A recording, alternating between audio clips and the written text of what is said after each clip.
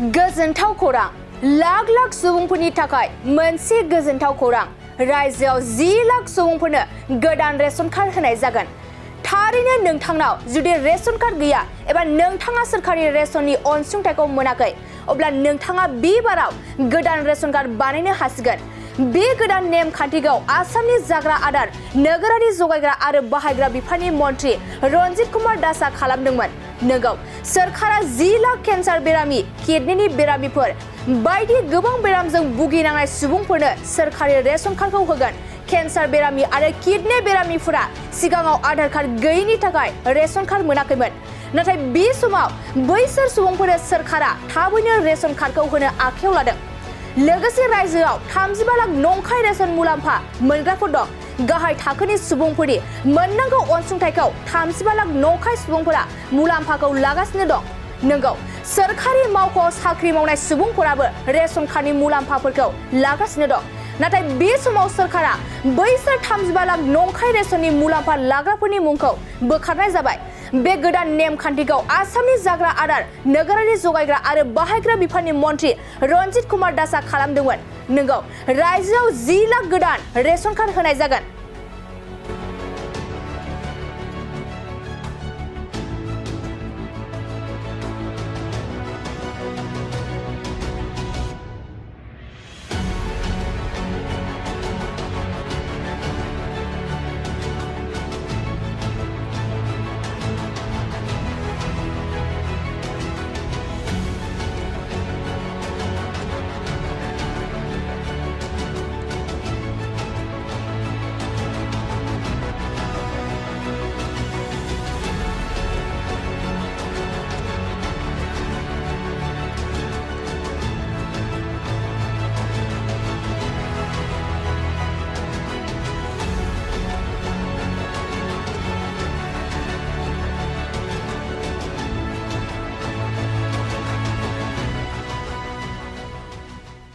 गोजोनथाव खौरां नोंथांमोननि थाखाय लानानै फैदों MRM मेमोरियेल हस्पिटालाव गोबां बेमार फाहामथाय होनायनि खाबु।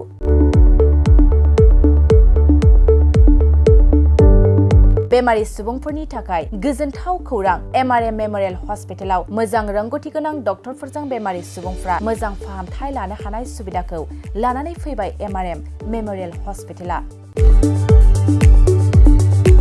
क'क्राझार सहरनि पुलिस पइन्ट आरो अमश्री हटेलनि साखाथियाव थानाय बयजोंबो मिथिसार जानाय MRM मेमोरियेल हस्पिटाला गोबां फेसिलिटिस खाबुफोर फोसावदों। MRM मेमोरियेल हस्पिटालनि फेसिलिटिफ्रानो जाबाय critical care, medicine, emergency medicine, paediatrician, pathologist, general medicine, diabetologist, OBS and gynae, cardiology, general surgeon, neurosurgery, advance laparoscopic ENT surgery department, ophthalmologist, surgical, gastroenterologist, neuropsychiatry, onco surgery department, dermatologist, orthopaedics, residential medical officer, inter facility unit, physiotherapy, radiologist, histopathological department, urologist, emergency department, CT scan, x-ray, pathology department, vaccinator department आरो MRM memorial हस्पिटालाव 24 घन्टा जेब्लाबो खुलाय थागोन। लांलाय लाबोलायनि एम्बुलेन्सनि सुबिदायाबो 24 घन्टा थागोन। गोबां मिथिनो थाखाय नैबे 9854 081 948 936 550 2048